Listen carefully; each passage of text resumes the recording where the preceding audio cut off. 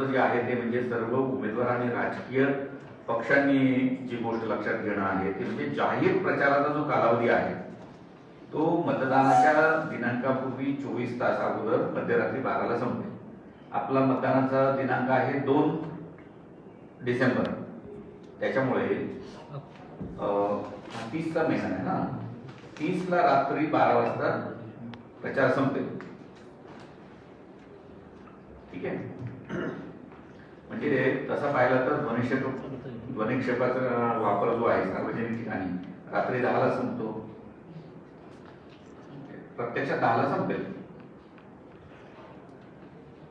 त्याच्यानंतर नामनिर्देशन पत्राचं संकेतस्थळ जे आहे ते आवर्जून आपण आपल्या माध्यमातून सगळ्यांपर्यंत पोहोचवलं पाहिजे.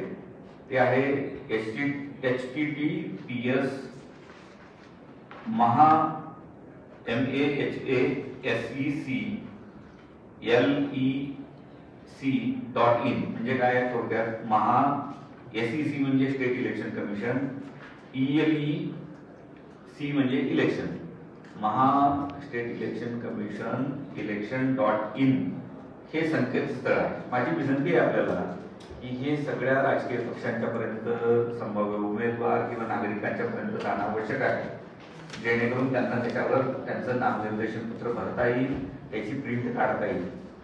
म्हणून आपण ते आवर्जून हे करा, आपल्या माध्यमातून प्रचारित करा.